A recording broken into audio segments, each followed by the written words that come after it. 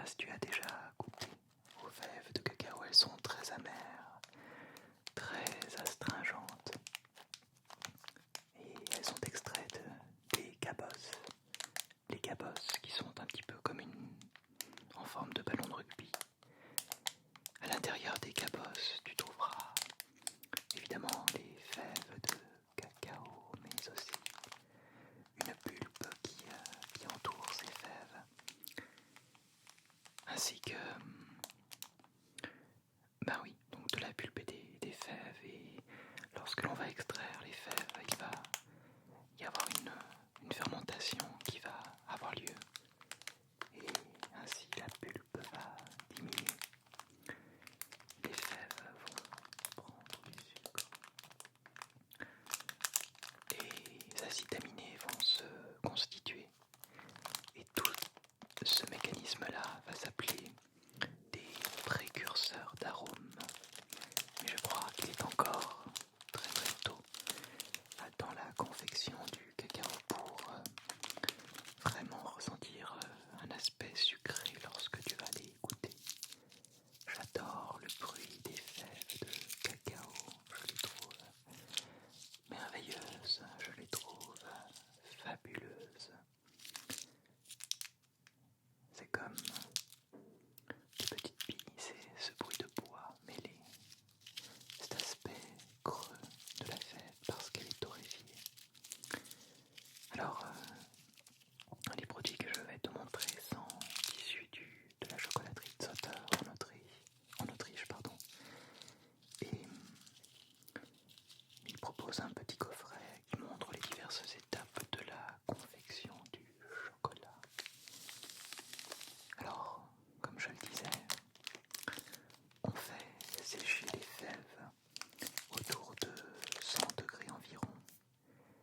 Les fèves de cacao,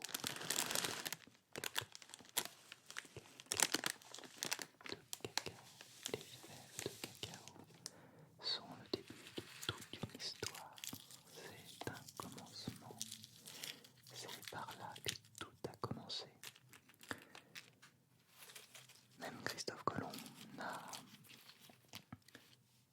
pour ainsi dire, pas réellement considéré la fève de cacao. Et il a fallu attendre un peu de temps pour que cet or marron puisse être jugé à sa juste valeur.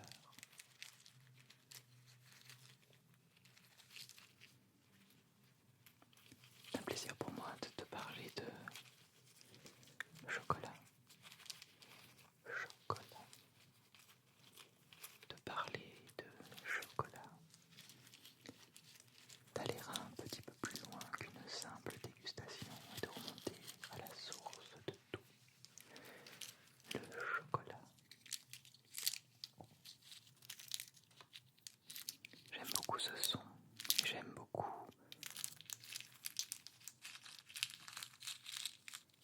manipuler ces petites fèves de cacao.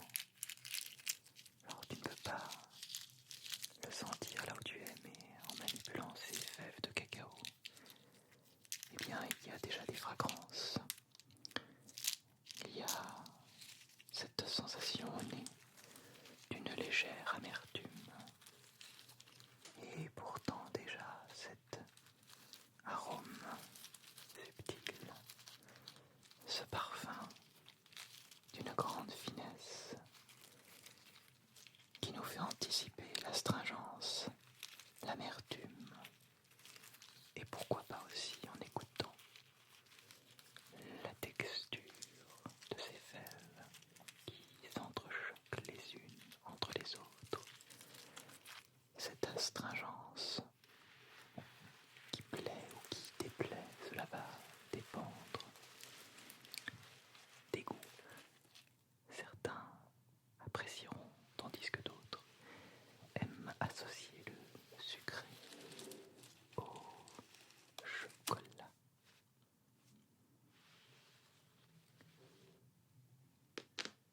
La deuxième étape consiste à obtenir ce que nous appelons, non pas les nips en français,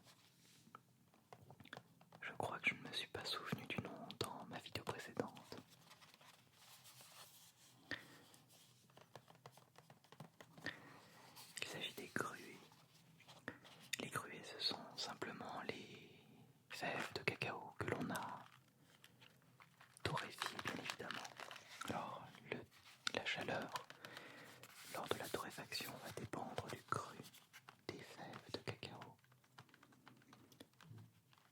Donc ces dites fèves vont être broyées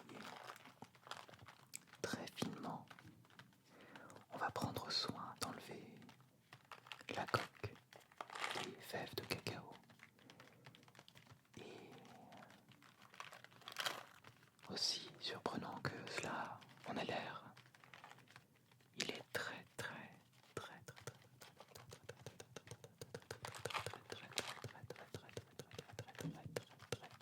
agréable,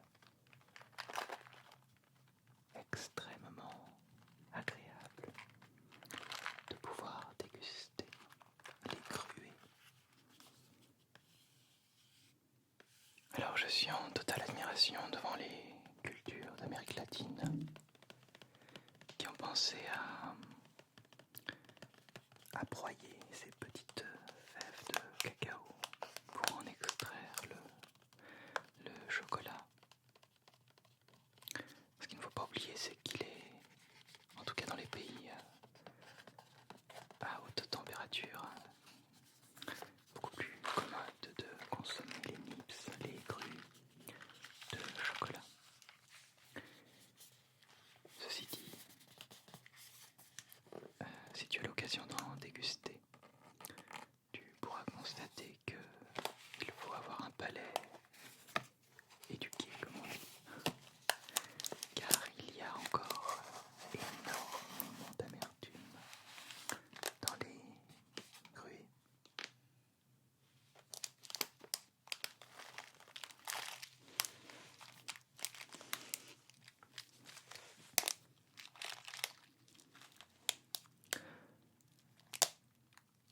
Donc la manière de goûter le chocolat varie en fonction des cultures. C'est très culturel. Très culturel. On pourrait presque dire que le contexte de dégustation d'Amérique latine se différencie d'une autre. Car dès qu'on pense au cacao, on va tout de suite penser à une variante sucrée. On y associe des caractéristiques extrêmement douces et sucrées. Alors que les gens d'Amérique latine aiment le cacao tel qu'il est.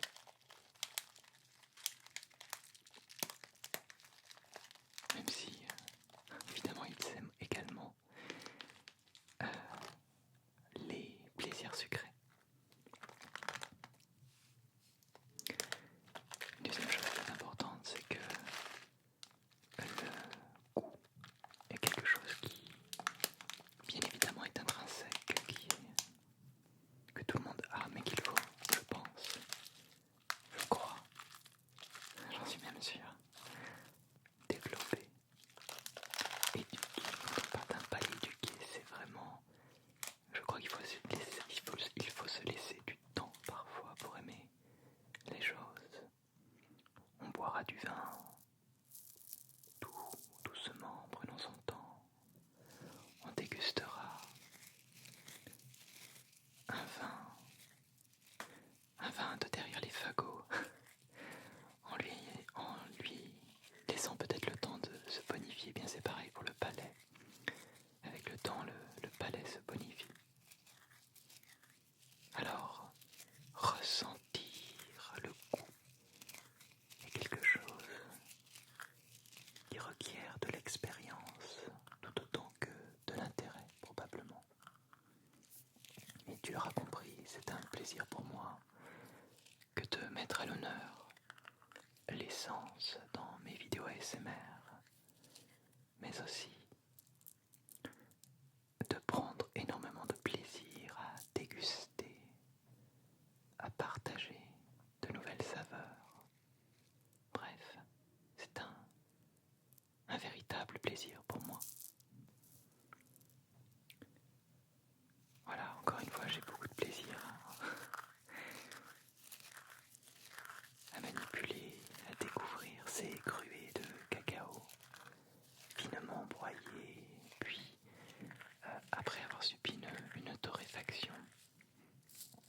Alors le processus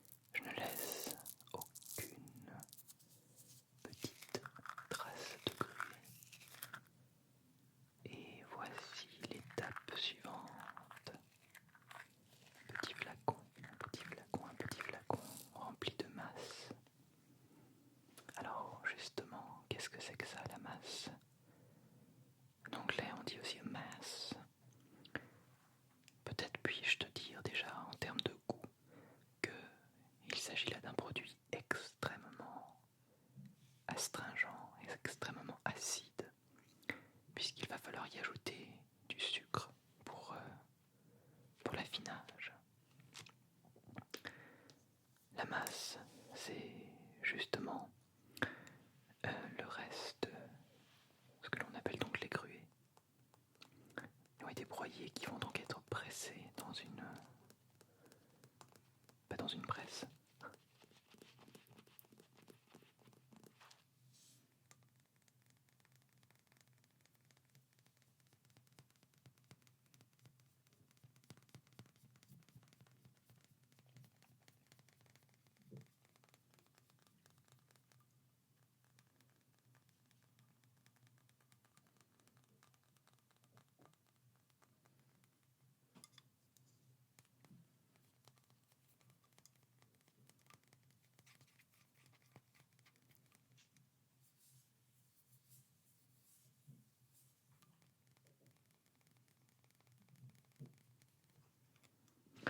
En fait, dans la masse, il y a du beurre de cacao et on va envoyer donc les gruées dans une espèce de, on pourrait dire, moulin. Et le beurre de cacao va simplement s'extraire parce qu'il va fondre. Alors évidemment, il en est extrait une masse liquide, là elle est solidifiée parce que refroidie. Et quand on regarde à l'intérieur, on a presque l'impression de voir du chocolat. Chocolat, chocolat, chocolat, chocolat, chocolat, chocolat, du chocolat. Toutefois, s'il était possible de pouvoir goûter de la masse de cacao, tu remarqueras que la texture est extrêmement sableuse et que le goût est extrêmement acide, plus qu'acidulé, vraiment acide, comme je l'ai dit il y a quelques secondes. Donc il n'y a pour l'instant aucun ajout de sucre ou de lait. Et voici le beurre de cacao. Alors ce sont des produits autrichiens, donc c'est écrit en allemand, hein, Cacao Butter.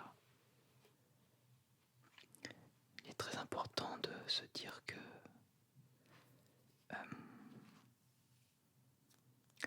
on a su apprécier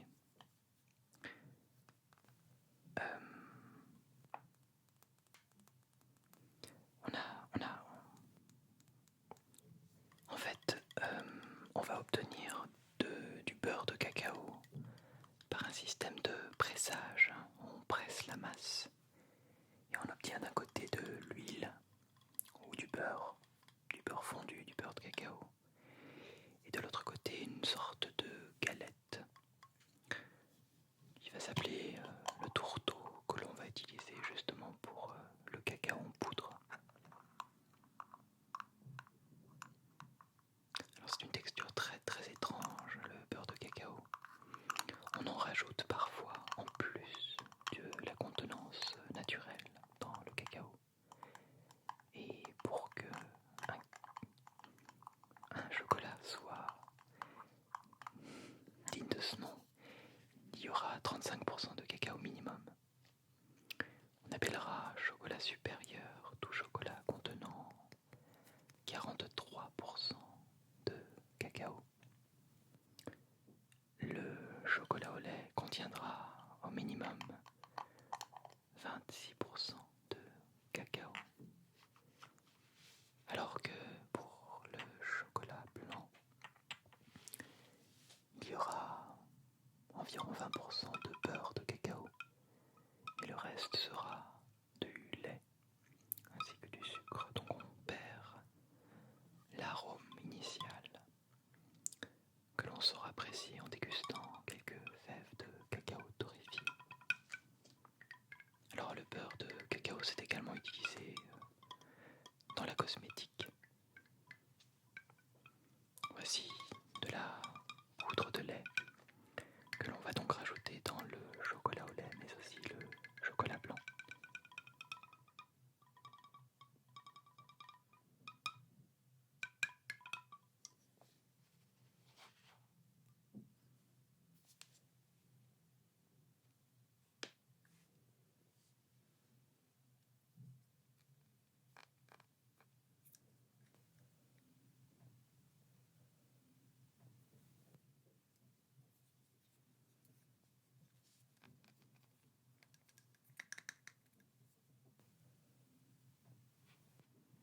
tu le sais peut-être, je ne suis pas un grand fan de chocolat au lait. Alors il y a ensuite, et c'est un ingrédient important, le sucre. En Amérique latine, on apprécie le cacao non sucré.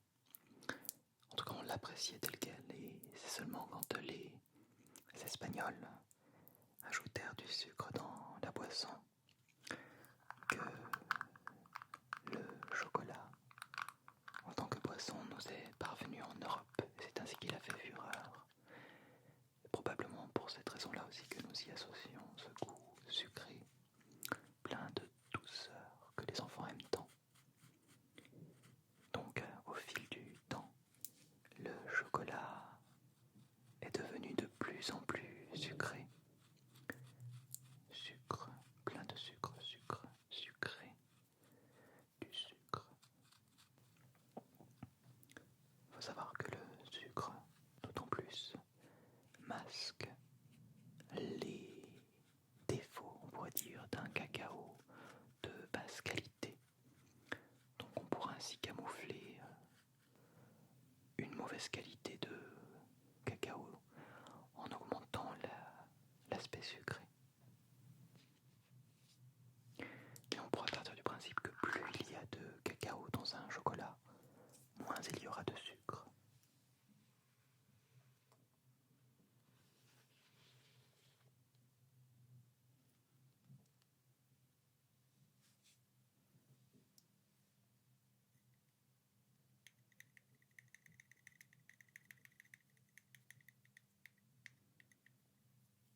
Ah, quel plaisir d'avoir de la vanille naturelle, un extrait totalement naturel de vanille, des gousses de vanille.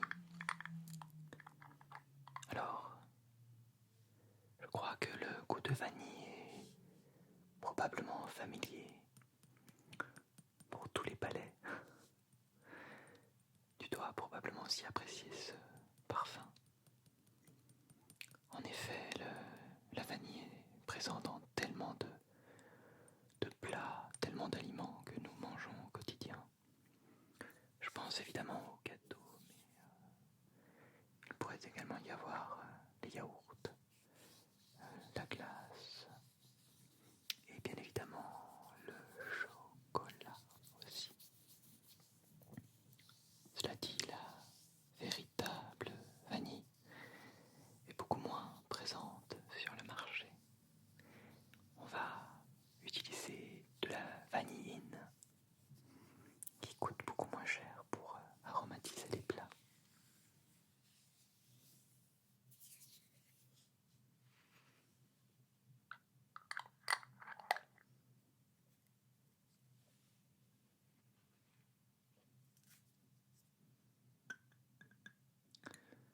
J'aime beaucoup le son des petits flacons tel que tu l'entends et je proposerai une vidéo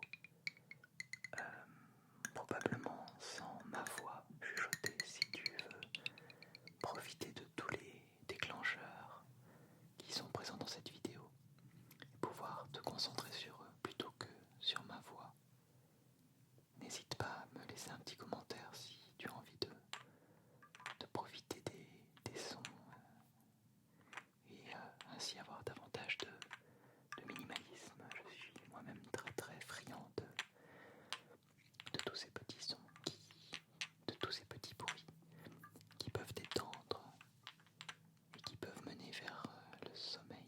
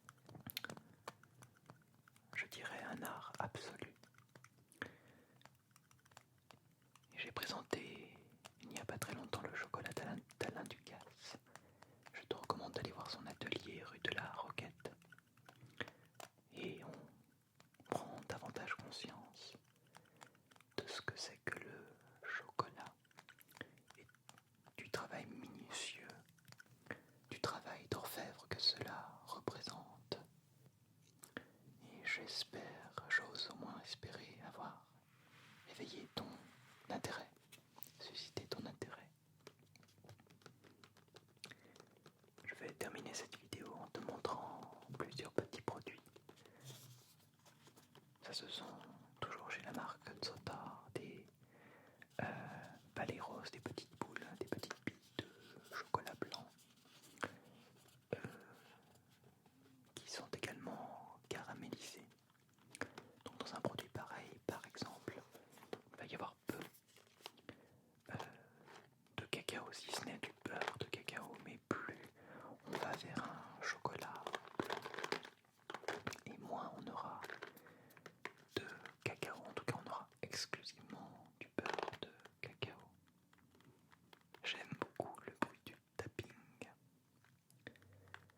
le tapotement des doigts contre des petites boîtes. Ça détend énormément. Très apprécié, je crois.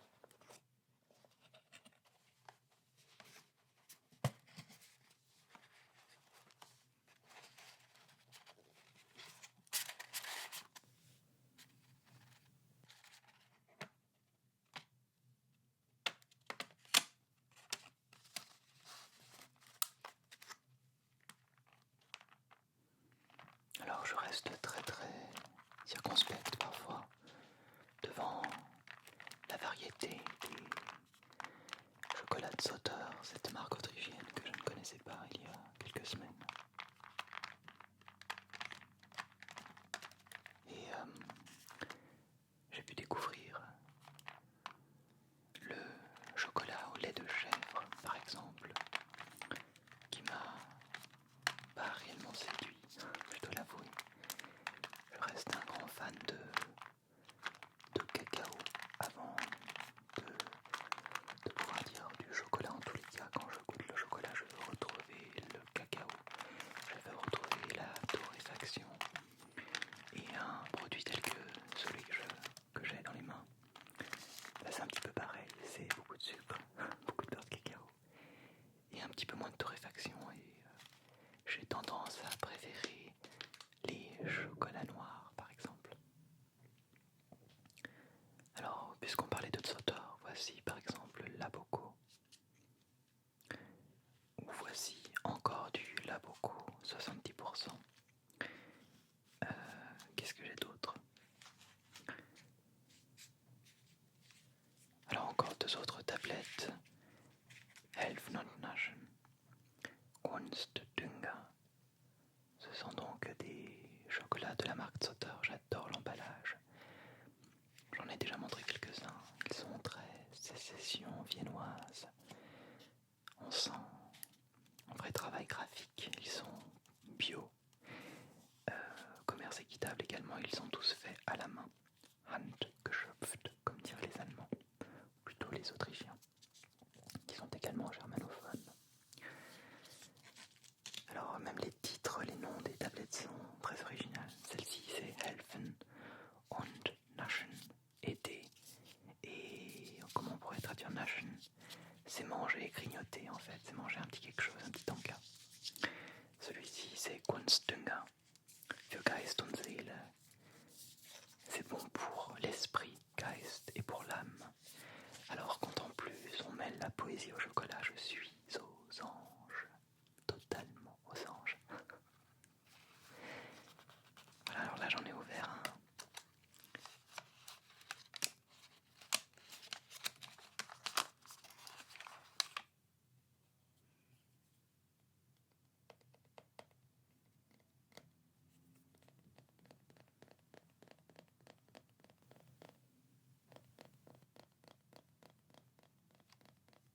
C'est l'ingrédient principal. Également du sucre, c'est important. Du beurre de cacao, ajouté en plus. Et une concentration de 70% avec une texture magnifique. Un reflet très beau sur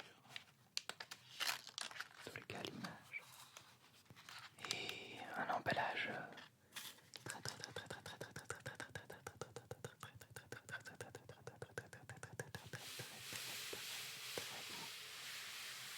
voilà.